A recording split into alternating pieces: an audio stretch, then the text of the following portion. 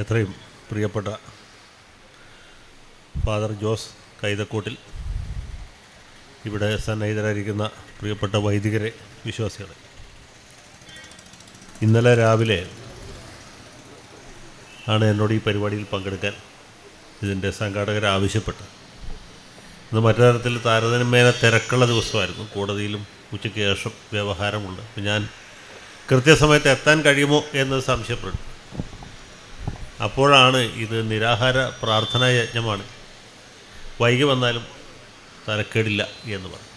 ഏതായാലും ഇവിടെ വരാൻ കഴിഞ്ഞതിലുള്ള സന്തോഷം രേഖപ്പെടുത്തുന്നു. മാത്രമല്ല, ഇത് വളരെ പ്രധാനമായ ഒരു ഉത്തരവാദിത്തമാണ് എന്ന് ഞാൻ വിചാരിക്കുന്നു. കാരണം ഒരു വൈദികൻ, അതും ഒരു കത്തോലിക്ക വൈദികൻ, സമരം ചെയ്യുക എന്നുള്ളത് തന്നെ അത്ര സാധാരണമായിട്ടുള്ള കാര്യമല്ല. അത് നിരാഹാര സമരം നടത്തുക എന്ന് പറഞ്ഞത് ഒട്ടും തന്നെ സാധാരണമായിട്ടുള്ള ഒരു കാര്യം. സഭയിൽ പല കാര്യങ്ങൾക്കും വ്രതവും ഉപവാസവും ഒക്കെ ഉണ്ടെങ്കിലും പൊതുനിരത്തിനോട് ചേർന്ന സ്ഥലത്ത് ഒരു വേദി പണിത് അവിടെ സത്യാഗ്രഹം നടത്തുക അത്ര എളുപ്പമല്ല. ഈ യാക്കോബായ സഭയിൽ നമ്മൾ സാധാരണ കാണാറുണ്ട്, അവർ കക്ഷി വഴക്കിൻ്റെ ഭാഗമായിട്ട് മെത്രാൻ കക്ഷിയും ബാവ കക്ഷിയൊക്കെ മത്സരിച്ച് ഇതുപോലുള്ള പരിപാടികൾ നടത്തുന്നത്. പക്ഷേ കത്തോലിക്ക സഭയിൽ ഇത് പതിവില്ല. ഇവിടെ തീർച്ചയായിട്ടും നമുക്കറിയാം വലിയൊരു നീതി നിഷേധം ഉണ്ടായിട്ടുണ്ട്. അത് തുടർന്നുകൊണ്ടിരിക്കുകയാണ്. ഈ സിനഡ് കുർബാന അടിച്ചേൽപ്പിക്കുന്നതുമായി ബന്ധപ്പെട്ട് സഭയ്ക്കകത്ത് പല തർക്കങ്ങളുമുണ്ട്, പല അഭിപ്രായ വ്യത്യാസങ്ങളുമുണ്ട്. അത് തർക്കങ്ങളായിട്ട് വളർന്നു. ഒരു തർക്കം പരിഹരിക്കുന്നതിനുള്ള ശ്രമം നടത്തുന്നതിന് പകരം അധികാരത്തിൻ്റെ ശക്തി ഉപയോഗിച്ച് ഈ എതിർ വിഭാഗത്തിൽപ്പെട്ടവരെ മുഴുവൻ ശത്രുപക്ഷത്ത് ആക്കി മാറ്റുകയും, അഭിപ്രായ വ്യത്യാസം ഉണ്ടാവുകയും എവിടെയും സംഭവിക്കാവുന്നതാണ്. കാരണം അഭിപ്രായമുള്ളിടത്ത് അഭിപ്രായ വ്യത്യാസം, അത് അത്ര വലിയ ഒരു തർക്ക വിഷയമാക്കേണ്ടതില്ല. നമ്മൾ ജനാധിപത്യം എന്ന് പറയുന്നത് തന്നെ വിയോജിക്കാനുള്ള സ്വാതന്ത്ര്യം. ജനാധിപത്യം വാഗൊണ്ട് പറഞ്ഞപ്പോൾ അത് ജീവിതത്തിൻ്റെ എല്ലാ തുറകളിലും ഉണ്ടാകണം. ഒരു വീട്ടിൽ തന്നെ കുടുംബനാഥൻ പറയുന്ന അഭിപ്രായത്തോട് കുടുംബത്തിലെ മറ്റ് അംഗങ്ങളെല്ലാവരും യോജിച്ചുകൊള്ളണം എന്നൊന്നും പറഞ്ഞ് ഇന്നത്തെ കാലത്ത് നടപ്പാവില്ല. ഭർത്താവ് പറഞ്ഞാൽ ഭാര്യ അത് അക്ഷരം തെറ്റാതെ അനുസരിച്ചുകൊള്ളണം എന്ന് പറഞ്ഞാൽ അത് നടക്കില്ല. അപ്പോൾ ഒരു കുടുംബത്തിൽ പോലും നമുക്ക് ആജ്ഞകൾ അടിച്ചേൽപ്പിക്കുന്നതിന് ബുദ്ധിമുട്ടുണ്ട്. അത് സഭയിലാണെങ്കിലും ശരിയാണ്, പള്ളിയിലാണെങ്കിലും ശരിയാണ്, എവിടെയാണെങ്കിലും നമ്മളോട് വിയോജിപ്പുള്ള ആളുകളുടെ അഭിപ്രായങ്ങൾ കൂടി കേട്ട് രമ്യമായ രീതിയിൽ പരിഹരിക്കാനാണ് ശ്രമിക്കുന്നത്. കത്തോലിക്ക സഭ പ്രത്യേകിച്ചും അങ്ങനെയാണ് ചെയ്യേണ്ടത്. കാരണം ക്രിസ്തുവിൻ്റെ സാക്ഷ്യം ആ രീതിയിലാണ്. സത്യത്തിൽ യേശു ക്രിസ്തു ചെയ്ത ഏറ്റവും വലിയ അത്ഭുതം എന്താണെന്ന് ചോദിച്ചാൽ, സത്യസന്ധമായിട്ട് ഞാൻ നെഞ്ചത്ത് കൈവച്ച് പറയും, അത് വെള്ളം വീഞ്ഞാക്കിയതോ കുഷ്ഠരോഗിയെ സുഖപ്പെടുത്തിയതോ അതുമല്ലെങ്കിൽ കടലിന് മീതെ കൂടി നടന്നൊന്നുമല്ല. എൻ്റെ അഭിപ്രായത്തിൽ യേശു ചെയ്ത ഏറ്റവും വലിയ അത്ഭുതം, അത് പ്രവർത്തിച്ചായിട്ട് നമുക്ക് ബോധ്യം വരുന്ന അഭിപ്രായം, ഈ പഴയ നിയമത്തിലെ പ്രതികാരദാഹിയായ യഹോവയുടെ സ്ഥാനത്ത് ഒരു കണ്ണിന് കണ്ണ്, പല്ലിന് പല്ല്, ഒടിവിന് ഒടിവ് എന്ന് കൽപ്പിക്കുന്ന ഒരു ദൈവമായിരുന്നു അവിടെ. ആ സ്ഥാനത്ത് സ്നേഹസ്വരൂപനായ ഒരു ദൈവത്തെ പ്രതിഷ്ഠിച്ചു എന്നുള്ളതാണ്. കണ്ണിന് കണ്ണ്, പല്ലിന് പല്ല് എന്നുള്ളതല്ല. നിൻ്റെ പുതപ്പ് പിടിച്ചു പറിക്കുന്നവർ മേൽക്കുപ്പായം കൂടി കൊടുക്കണമെന്ന് പറഞ്ഞാൽ യേശുണ്ട്. ആ കർത്താവാണ്. അതാണ് ശരിക്കുള്ള ഏറ്റവും വലിയ അത്ഭുതം. അപ്പോൾ അങ്ങനെയുള്ള യേശുവിൻ്റെ പേരിൽ സ്ഥാപിതമായിട്ടുള്ള സഭയിൽ ഒരഭിപ്രായ വ്യത്യാസം ഉണ്ടാകുമ്പോൾ അത് പരിഹരിക്കാൻ ശ്രമിക്കുന്നതിന് പകരം ചില ആളുകളുടെ ശാഠ്യവും ദുസ്സാമർഥ്യവും അവർ വഹിക്കുന്ന പദവിയുടെ ഹുങ്കും മുൻനിർത്തിക്കൊണ്ട് മറ്റുള്ളവരുടെ മേൽ അത് അടിച്ചേൽപ്പിക്കാൻ ശ്രമിക്കുമ്പോൾ സ്വാഭാവികമായിട്ടും പല പ്രതിഷേധങ്ങളും. അങ്ങനെ ഒരു പ്രതിഷേധം നമ്മൾ കഴിഞ്ഞ ഒരു ദിവസം അതിരൂപത ആസ്ഥാനത്തിന് മുമ്പിൽ അന്ന് ഞാൻ തന്നെയാണ് ഉദ്ഘാടനം ചെയ്തത്. അത് ഉദ്ഘാടനം കഴിഞ്ഞ് വീട്ടിലെത്തിയപ്പോഴത്തേക്കും സഭയുടെ വക്താവ് ഫാദർ വടക്കേക്കര എന്നെ ഫോണിൽ വിളിച്ചു. എൻ്റെ ഒരു സുഹൃത്താണ് അദ്ദേഹം. ഞാൻ അദ്ദേഹത്തെ കാണുമ്പോഴൊക്കെ പറയാറുണ്ട്, ഈ കേരളത്തിലാണെങ്കിലും ഇന്ത്യയിലാണെങ്കിലും ലോകത്തെമ്പാടും ആണെങ്കിലും ക്രൈസ്തവ സമൂഹവും കത്തോലിക്ക സഭയും വലിയ വെല്ലുവിളി നേരിടുന്ന കാലമാണ്. ആ ഓർമ്മ എല്ലാ ആൾക്കാർക്കും ഉണ്ടാകണം, മതമേലധ്യക്ഷന്മാർക്കും ഉണ്ടാകണം, വൈദികർക്കും ഉണ്ടാകണം. താത്വികമായ പ്രശ്നങ്ങൾ പറഞ്ഞ് ആളുകളുടെ ഇടയിൽ ഭിന്നത ഉണ്ടാക്കിയാൽ അത് പരിഹരിക്കാൻ വളരെ ബുദ്ധിമുട്ടാണ്. ഞാൻ പറഞ്ഞപ്പോഴൊക്കെ അദ്ദേഹം പറഞ്ഞ അനുഭവപൂർവ്വം ഈ കാര്യം ആർച്ച് ബിഷപ്പിൻ്റെ ശ്രദ്ധയിൽപ്പെടുത്താം, കാർദിനാളിൻ്റെ ശ്രദ്ധയിൽപ്പെടുത്താം എന്നൊക്കെ പറഞ്ഞു. ഞാൻ ഈ മീറ്റിംഗ് കഴിഞ്ഞ് വീട്ടിലെത്തി അധികം താമസിച്ചതിന് മുമ്പ് അദ്ദേഹം വിളിച്ചു. എൻ്റെ പ്രസംഗം മുഴുവൻ അദ്ദേഹം ഫേസ്ബുക്കിലോ എവിടെയോ കേട്ടു. അപ്പോൾ ഈ കാര്യത്തിൽ സഭയ്ക്ക് വലിയ പ്രതിഷേധമുണ്ട്. എനിക്ക് അഭിപ്രായ സ്വാതന്ത്ര്യമുണ്ട് എന്ന് അദ്ദേഹം അംഗീകരിച്ചു. പക്ഷേ എന്നാലും സഭയുടെ പ്രതിഷേധം, അദ്ദേഹം പറഞ്ഞത് അദ്ദേഹത്തിൻ്റെ സ്വന്തം അഭിപ്രായമല്ല, ബോസ്കോ പിതാവിൻ്റെയും നമ്മുടെ താട്ടിൽ പിതാവിൻ്റെയും കൂടി താല്പര്യപ്രകാരമാണ് എന്നെ വിളിക്കുന്നത്. ഞാൻ ഈ പറഞ്ഞ കാര്യങ്ങളിൽ സഭയ്ക്ക് ഔപചാരികമായിട്ട് ഉള്ള പ്രതിഷേധം അറിയിക്കും. ഞാൻ പറഞ്ഞു വളരെ സന്തോഷം, വേറൊന്നുകൊണ്ടുമല്ല, ഞാൻ പറഞ്ഞത് അവിടെ ഇരിക്കുന്ന ആളുകൾ കേട്ടല്ലോ. ഞാൻ പരിഹാസമായിട്ട് പറഞ്ഞല്ല, ഞാൻ ആത്മാർത്ഥമായിട്ട് പറഞ്ഞു. ഞാൻ പറഞ്ഞത് എൻ്റെ എളിയ വാക്കുകൾ അവിടെ വരെ എത്തിയല്ലോ, അതിൽ സന്തോഷം.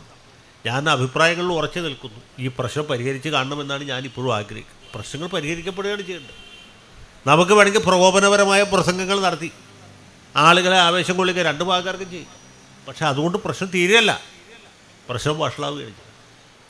അപ്പോൾ ഈ വൈദികർക്കെതിരായിട്ട് പ്രതികാര നടപടി എടുക്കുക, അവരെ പള്ളി മുടക്കുക എന്നൊക്കെ പറഞ്ഞാൽ അതൊന്നും ഇന്നത്തെ കാലത്ത് 21-ാം നൂറ്റാണ്ടിലല്ലേ, 2025-ാം ആണ്ടിൽ നടപ്പുള്ള കാര്യമല്ല.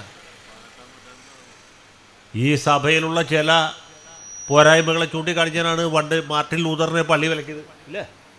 മാർട്ടിൻ ലൂതറിനെ പള്ളി വിലക്കിയപ്പോൾ അന്നത്തെ ആ ജർമ്മനിയിലെ ചില മതമേലധ്യക്ഷന്മാരെന്ന് വിചാരിച്ചു ഇതൊരു പ്രശ്നം തീർന്നു എന്നല്ല, സഭ പിളർന്നു. അങ്ങനെയാണ് പ്രൊട്ടസ്റ്റാന്റിസം ഉണ്ടായത്. മാർട്ടിൻ ലൂതറിന് സത്യത്തിൽ കത്തോലിക്ക സഭയുടെ അടിസ്ഥാന തത്വങ്ങളിൽ എതിരഭിപ്രായം ഉണ്ടായിരുന്നില്ല.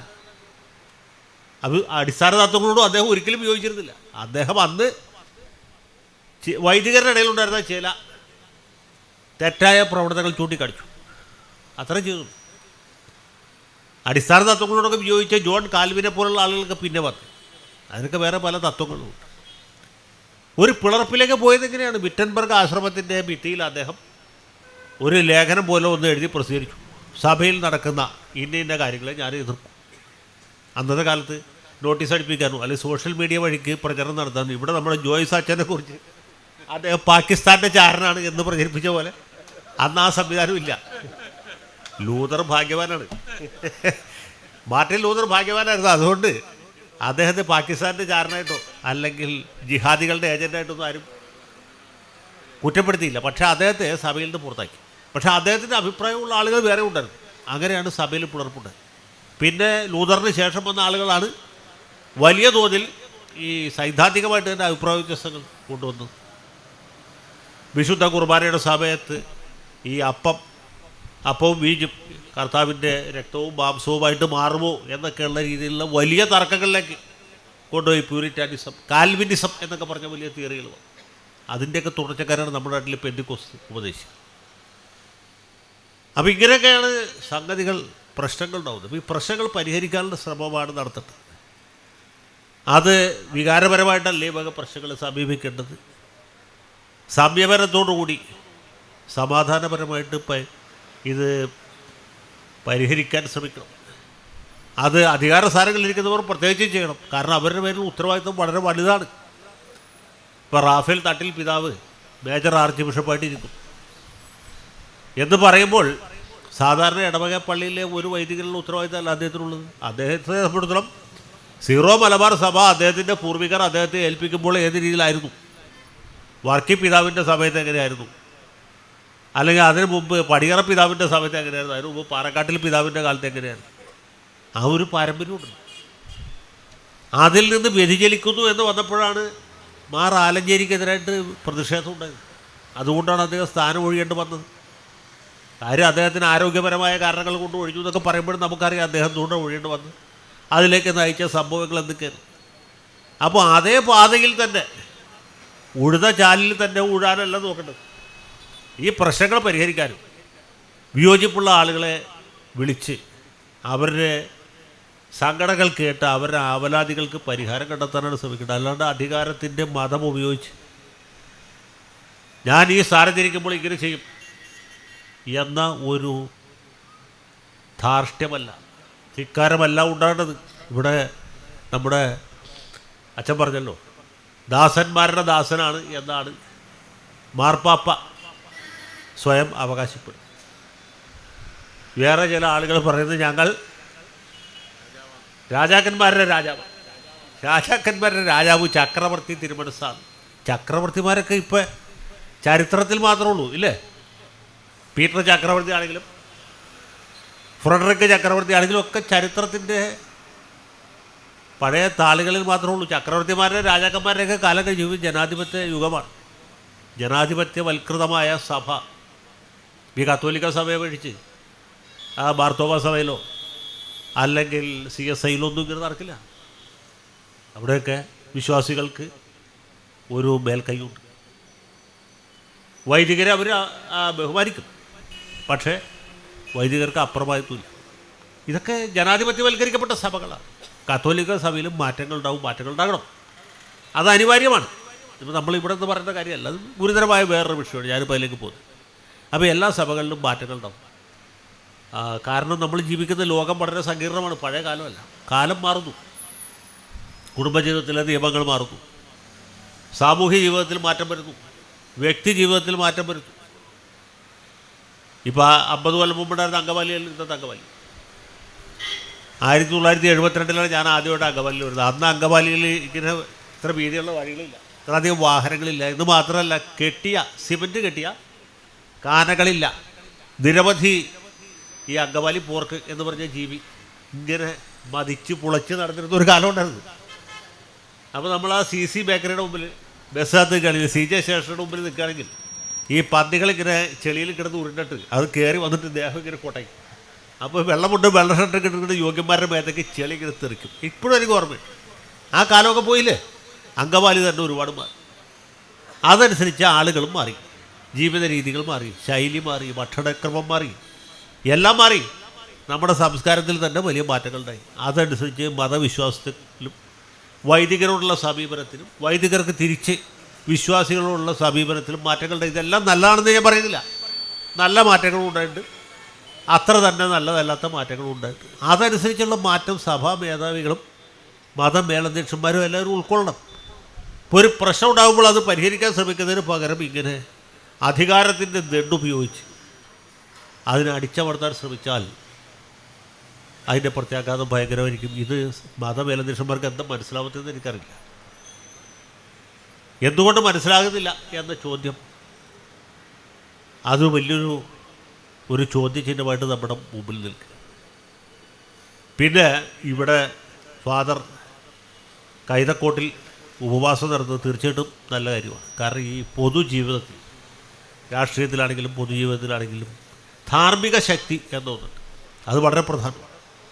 ഈ ധാർമ്മിക ശക്തി എന്ന് പറഞ്ഞ ആയുധങ്ങളെ ജയിക്കാൻ പ്രാപ്തമായ ഒന്നാണ്. നമ്മുടെ മഹാത്മാഗാന്ധിയാണ് ഈ സത്യാഗ്രഹവും ഉപവാസവും ഒരു രാഷ്ട്രീയ ആയുധമായിട്ട് ഉപയോഗിച്ചത്. പല വിശ്വാസ സമൂഹങ്ങളിലുണ്ട് ആത്മശുദ്ധീകരണത്തിന് വേണ്ടി ഉപവാസം അനുഭവിക്കുന്നത്.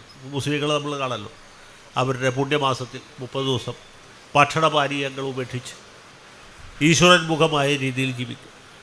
അങ്ങനെയൊക്കെ ചെയ്തവരുണ്ട്. പക്ഷേ ഇതിൻ്റെ ഒരു രാഷ്ട്രീയ ആയുധമായിട്ട് ഒരു സമര രൂപമാക്കി മാറ്റിയത് ഗാന്ധിജിയാണ്. അദ്ദേഹം അതിൽ വലിയ തോതിൽ വിജയിക്കുകയും ചെയ്തു. ഇപ്പോൾ ഇന്ത്യ വിഭജനത്തെ തുടർന്ന് കൽക്കട്ടയിലൊക്കെ വലിയ ലഹള നടക്കുമ്പോൾ ഗാന്ധിജി ഉപവാസ സമരം പ്രഖ്യാപിക്കണം. അദ്ദേഹം വളരെ വാർദ്ധക്യത്തിലെത്തിയ ആളാണ്, ശാരീരികമായിട്ട് അവശനാണ്. പക്ഷേ ഗാന്ധിജി ഉപവസിക്കുന്നു എന്ന് കേട്ടപ്പോൾ ആദ്യത്തെ ദിവസമുള്ള പ്രതികരണമല്ല, 2-ാം ദിവസം, 3-ാം ദിവസം, 4-ാം ദിവസം ആകുമ്പോഴത്തേക്കും കൽക്കട്ടയിലുള്ള മുഴുവൻ അക്രമികളും അവരായുധം വച്ച് ഗാന്ധിജി ജീവിക്കട്ടെ എന്ന് പറഞ്ഞ് കലാപവസാനം. കൽക്കട്ടയിൽ നിന്ന് ഗാന്ധിജിയെ സർദാർ പട്ടേൽ ഡൽഹിയിലേക്ക് വിളിച്ചു. കാരണം അവിടെ ഇതിലും വലിയ ലഹള നടക്കുക. 55,000 പട്ടാളക്കാർ അഹോരാത്രം പണിപ്പെട്ടിട്ടും പഞ്ചാബിലും ഡൽഹിയിലും ലഹള ഒതുങ്ങുന്നില്ല. ഹിന്ദുക്കളും മുസ്ലിങ്ങളും സിഖുകാരും പരസ്പരം കഠാരി കൊണ്ട് കുത്തിക്കീറുക. സിഖുമാരെ കൃപാണം കൊണ്ട് ആളുകൾ വെട്ടിക്കൊല്ലുകയാണ്, ഹോക്കി സ്റ്റിക്ക് കൊണ്ട് പരസ്പരം അടിച്ചു കൊല്ലുകയാണ്. ആ കാലത്ത് ഗാന്ധിജി ഡൽഹിയിൽ ചെന്ന് വീണ്ടും ഉപവാസം നടത്തിയിട്ട് കൽക്കട്ടയിൽ ഉപവാസം കഴിഞ്ഞാൽ അദ്ദേഹത്തിൻ്റെ ആരോഗ്യം പഴയ നിലയിലായിട്ടില്ല. എന്നിട്ടും ഗാന്ധിജി സ്വന്തം ജീവൻ അപകടപ്പെടുത്തിക്കൊണ്ട് ഉപവാസം നടത്തി. 5-ാം ദിവസമായപ്പോഴത്തേക്ക് ഡൽഹി ശാന്തമായി, പഞ്ചാബ് ശാന്തം, വടക്കേ ഇന്ത്യയിലെമ്പാടും വർഗീയ ലഹളകൾ അവസാനിക്കും. അത് ഒരാൾ ചെയ്ത അത്ഭുതമാണ്. കാരണം ഗാന്ധിജിക്ക് അത് സാധിക്കും. അത്രയും ധാർമ്മിക ശക്തി അദ്ദേഹത്തിനുണ്ട്. ഈ ധാർമ്മിക ശക്തി എന്ന് പറഞ്ഞാൽ വളരെ പ്രധാനപ്പെട്ട ഒന്നാണ്. അത് പിന്നീട് നമ്മൾ പല സന്ദർഭങ്ങളിലും കണ്ടിട്ടുണ്ട്. ഇപ്പോൾ നമുക്കറിയാലോ, 35 കൊല്ലം നീണ്ടുന്ന CPM-ൻ്റെ ഭരണം അങ്ങനെ അവസാനിപ്പിച്ചു. ഇവിടെ അച്ഛൻ അങ്കമാലി കല്ലറയിൽ കൊളുത്തിയ ദീപശിഖയെ പറ്റി പറഞ്ഞു. 35 കൊല്ലം എതിരില്ലാതെ ഭരിച്ചു. പ്രതിപക്ഷക്കാരില്ലാണ്ടല്ല, തെരഞ്ഞെടുപ്പിൽ മത്സരിക്കാത്തതുകൊണ്ടല്ല, ജയിക്കാൻ പറ്റില്ല. ഇപ്പോൾ 7 കൊല്ലമായപ്പോഴേക്കും നമുക്കറിയാലോ ഇവിടെ എങ്ങനെ സ്ഥിതി.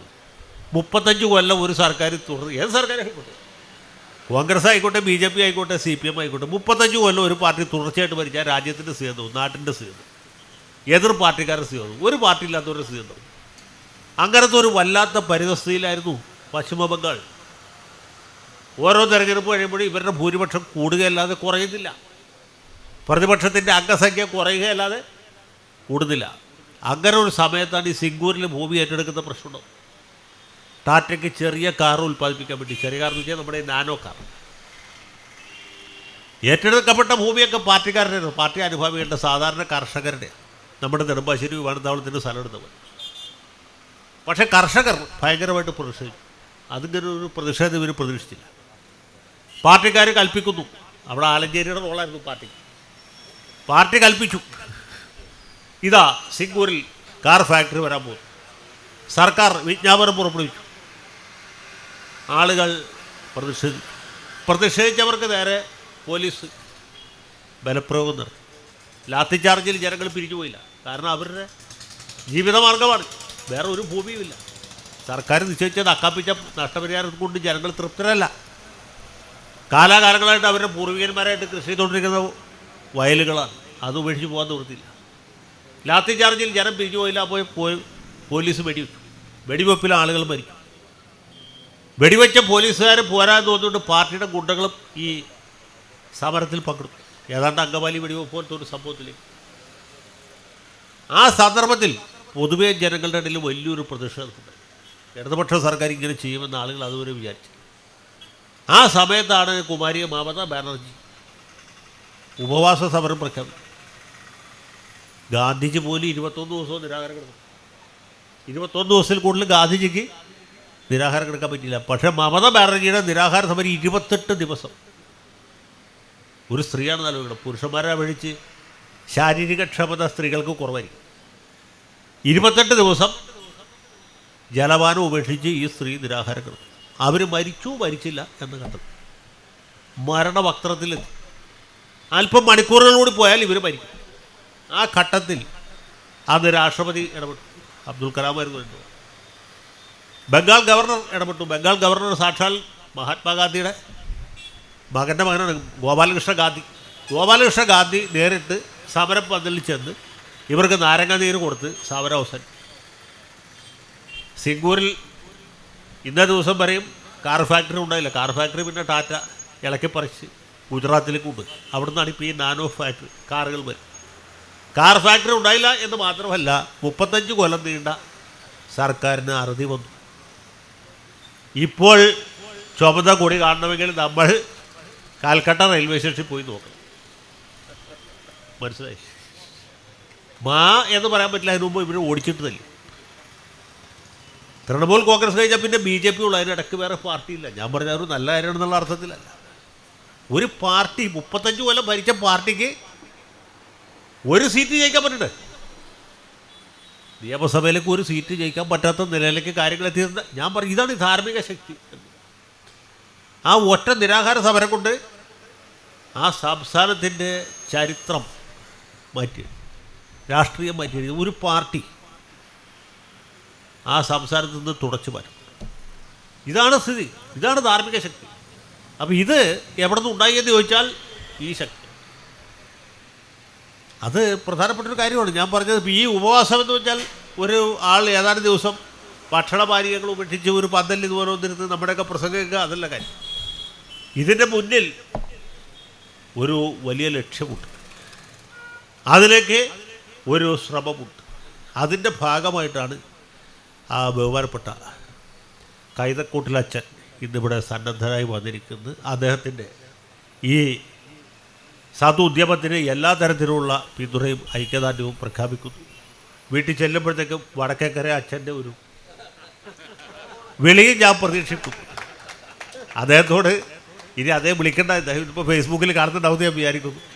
അദ്ദേഹത്തോടും അദ്ദേഹത്തിൻ്റെ മേലധികാരികളായിട്ടുള്ള വന്ധ്യപിതാക്കന്മാരോടും പറയാനുള്ളത്, നിങ്ങൾ എന്താണ് ഞാൻ പറയുന്നത് കണക്കാക്കണ്ട. ഈ വേദപുസ്തകത്തിൽ പറഞ്ഞിട്ടുള്ളത് മാത്രം നോക്കിയാൽ മതി. എന്താണ് ഇത് കലാപത്തിലേക്ക് കൊണ്ടുപോകാനും തല്ലിപ്പിരിയാനും വളരെ എളുപ്പമാണ്. എല്ലാവരും കൂട്ടി വയ്പ്പിച്ച് കൊണ്ടുപോവുക എന്നുള്ളത് അത്ര. ഇതിൽ ജയവും തോൽവിയില്ല. ആരെ തോൽപ്പിച്ചു അല്ലെങ്കിൽ ആര് ജയിച്ചു എന്നുള്ള ചോദ്യത്തിന് പ്രസക്തിയില്ല. അനുരഞ്ജനത്തിൽ കൂടി ഈ പ്രശ്നം തീർക്കണം. ഈ വൈദികർക്ക് എതിരായിട്ടുള്ള പ്രതികാര നടപടികൾ അവസാനിപ്പിക്കണം. ഇവരെ മുഖ്യധാരയിലേക്ക് കൊണ്ടുവരണം. മുഖ്യധാരയിലേക്ക് കൊണ്ടുവരാനൊന്നുമില്ല, അവർ മുഖ്യധാരയിൽ തന്നെ ഉണ്ട്. വിശ്വാസപരമായിട്ടുള്ള തർക്കങ്ങൾ ഇതിൻ്റെ അകത്തില്ല. ഇനിയും മാർട്ടിൻ ലൂതർമാരെ സൃഷ്ടിക്കാനായിട്ട് ഇന്നത്തെ കാലത്ത് 21-ാം നൂറ്റാണ്ട്, ഞാൻ നേരത്തെ പറഞ്ഞില്ല, ക്രിസ്തീയ സമൂഹവും കത്തോലിക്ക സഭയും വെല്ലുവിളികൾ നേരിടുന്ന കാലമാണ്. കേരളത്തിൽ പോലും അങ്ങനെയാണ്. കേരള രാഷ്ട്രീയത്തിലും സമൂഹത്തിലും എല്ലാ മേഖലകളിലും ക്രൈസ്തവർ വലിയ വെല്ലുവിളി നേരിടുന്നു. എത്ര പേര് ഇത് മനസ്സിലാക്കേണ്ടതെന്ന് എനിക്കറിയില്ല. അത് മനസ്സിലാക്കേണ്ട സമയം കഴിഞ്ഞു. അപ്പോൾ ഇങ്ങനെ ഒരു സന്നിഗ്ധ ഘട്ടത്തിൽ ഇനി അനാവശ്യമായ പ്രതികാര നടപടികളിലേക്കും മറ്റ് കാര്യങ്ങളിലേക്ക് പോകുന്നത് ആർക്കും സുഖകരമായിരിക്കില്ല, ശുഭകരമായിരിക്കുകയില്ല എന്ന കാര്യം മേജർ ആർച്ച് ബിഷപ്പ് മുതൽക്ക് ഈ കൂട്ടത്തിലെ എല്ലാവരെയും ഓർമ്മിപ്പിച്ചുകൊണ്ട് ഈ സമരത്തിന്, ഈ ധാർമ്മിക സമരത്തിന് ഐക്യദാർഢ്യം പ്രഖ്യാപിച്ചുകൊണ്ട് ഞാൻ എൻ്റെ വാക്കുകൾ അവസാനിപ്പിക്കുന്നു. എല്ലാവർക്കും ഒരിക്കൽ കൂടി